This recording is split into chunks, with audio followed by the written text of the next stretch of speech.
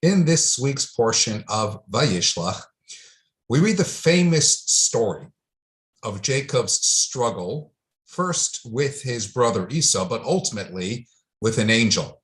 It's an enigmatic tale. It has captured the minds of novelists, artists, sculptors alike. I remember in Toronto, there was this huge sculpture of Jacob grappling with the angel in front of the big JCC Center. And it essentially represents and it depicts man's perpetual struggle with evil and the ever-present challenge and ambition to prevail. Of all the fine detail in the story, there's one really curious factor that stands out. When the whole struggle concludes, and of course Jacob prevails, he's blessed by the angel. And as the struggle goes on and the angel yields, something unusual happens. The angel blesses Jacob, and then Jacob says to the angel, "What is your name?" And the angel replies in almost typical Jewish fashion, "Why do you ask my name?" And then he proceeds to bless Jacob before they parted ways. So the question simply is, why is Jacob concerned with the name of the angel? And why does the angel refuse to respond directly to his question? So some suggest the angel is not really refusing to identify himself, but he cannot identify himself. Angels assume different identities in relation to whatever their particular mission with which they are charged. So whatever the angel's name might be is going to be subject to the particular mission. And if the mission is right now to grapple with Jacob, then the name is one thing. But when the mission is going to change and become something else, then the angel's name is going to change all the same. So then why doesn't the angel explain that to Jacob rather than replying in the manner in which he does? And I suggest to you this seemingly less significant detail recounted at the end of the episode captures the underlying theme of the whole episode. What's this really all about, this struggle between Jacob and the angel? Jacob is faced with a scenario that he knows will repeat itself time and again throughout human history. He has now come face to face with this angel, which our ancient sages tell us is in actual fact the ministering angel of Esau, the representative angel of Esau, if you will. And now that he's face to face with this angel, he understands that this angel actually represents the perpetual struggle that the Jewish people are going to incur throughout the course of history. Jacob is faced with a scenario that will repeat itself time and again. He's come face to face with the angel of Esau, about whom the Talmud declares it is established fact that Esau will always hate Jacob. In other words, he represents the anti-Semitism that we incur and endure all through the ages. And Jacob knows that just as he's being obstructed by this evil force, which is looking to obliterate him, so his eventual offspring are going to face a similar struggle throughout most of their existence. And here we are all these millennia on, and we can readily attest to that reality. Jacob also knows and demonstrates that with the right sort of resolve and the right kind of determination, we can overcome the oppression, just as he was victorious over the angel. With fortitude and faith, all obstacles can be overcome. Good will ultimately triumph over evil. Again, as we can readily attest to all this time on. But the one thing Jacob could not understand was why it's necessary. Why is it that the fate of the Jewish people is to have to endure this unrelenting challenge of constant anti-Semitic persecution? Why must it be the case then, as we say in the Haggadah on Seder night, in every generation they rise up against us to annihilate us? Why is it that in 2022, we still have to read constant reports about Kanye West and others, whoever they might be, just capturing the world media with their anti-Semitic diatribe? Why will the Jew always wander and constantly find themselves as strangers in lands which are not theirs? Indeed, what is the whole meaning of all this? So Jacob asks the angel, "What is your name?" What is the significance in asking his name? The Talmud tells us that the name of a person reflects the essence of a person. or the name of something reflects the essence of that something. The name that you carry, your Hebrew name, is not just something that your parents liked, picked out of a hat and chose for you, but in reality reflects, as mysticism tells us, something of the essence of your own soul. So by asking the name of the angel, Jacob is in effect asking for the real meaning and purpose of this apparent interminable struggle. He wants to get to the essence, to the core of what this is all about. But the angel replies, "Why do you ask my name?" And in so responding, the angel is communicating a very powerful and insightful message. He's telling Jacob there will always be questions that are beyond human comprehension.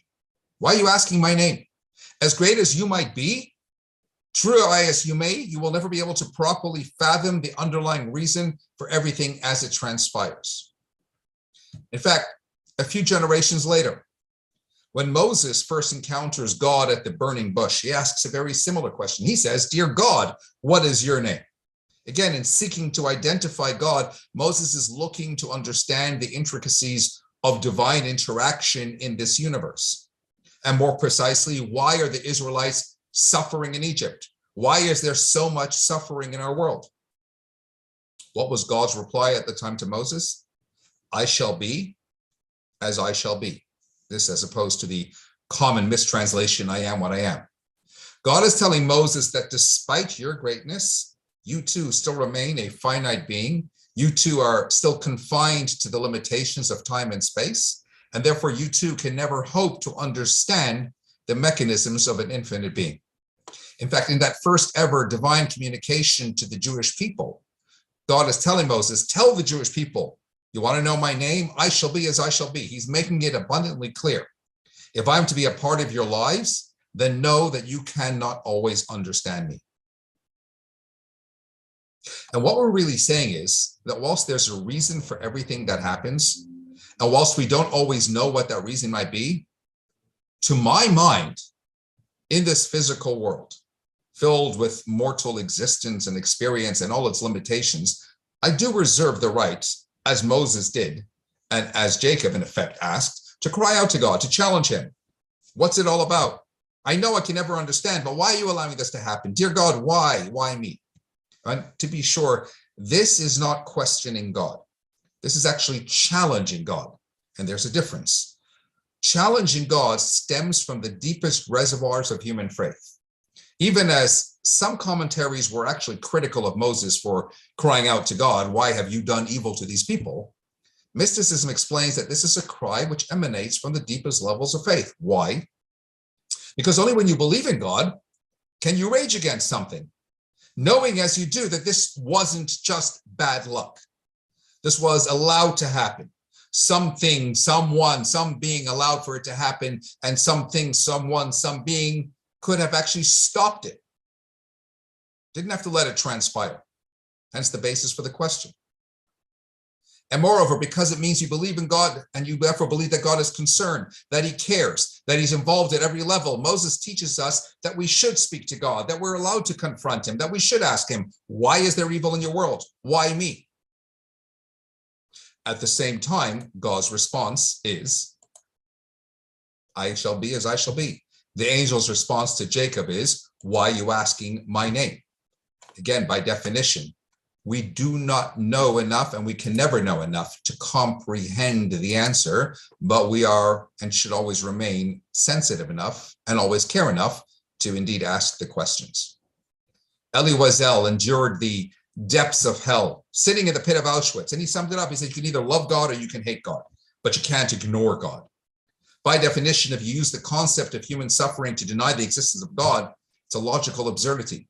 In fact, it's extreme conceitedness, arrogance. It's like saying, if I can't grasp Einstein's theory of relativity, then it must be flawed.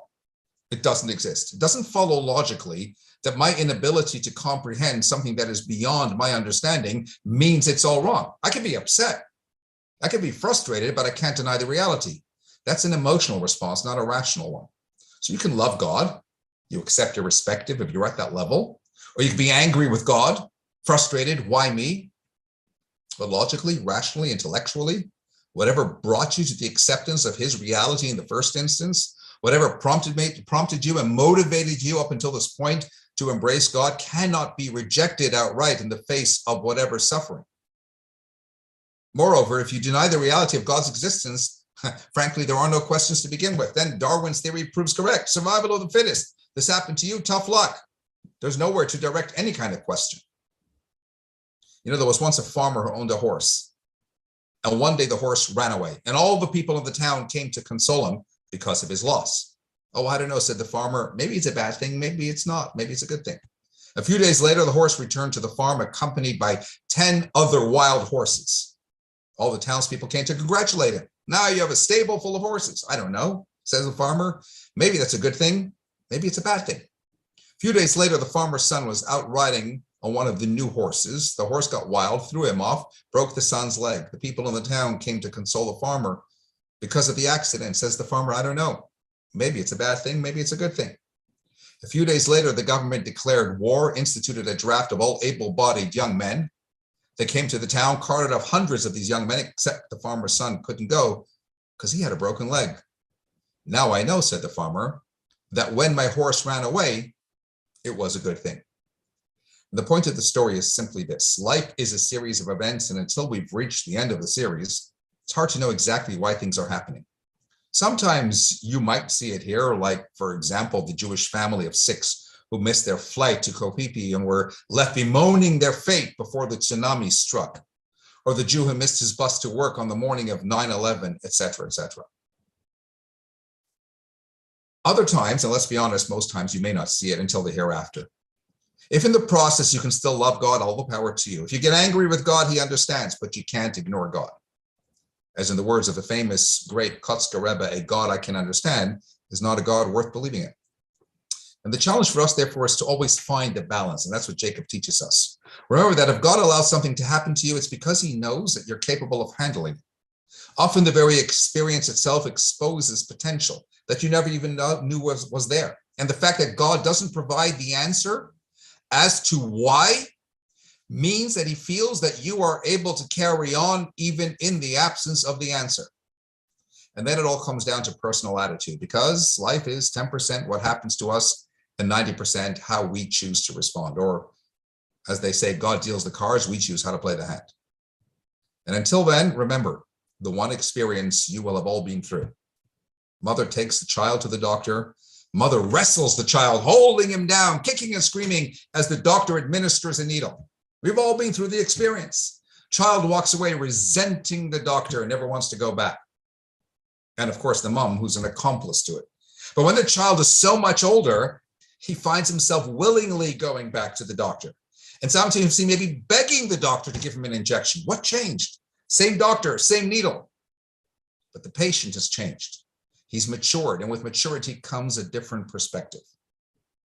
And consider this, even at that infantile stage, that same mother who held the child down and served as the accomplice to the crime of the injection is the same mother whom the child grabs hold of after the event for consolation and comfort. Because somewhere deep down, even if only in the subconscious, every child knows this is part of a process and mom still loves me. Jacob teaches us the importance of asking. The Torah mentions after this exchange with the angel, as we said, that the angel then blessed him there. Because when we're able to get to grips with life by going in search of greater meaning, relishing in the solutions and the answers that might be available, but equally accepting when answers may never be forthcoming, that's when we will ultimately find true blessedness in our lives as well. Wishing you all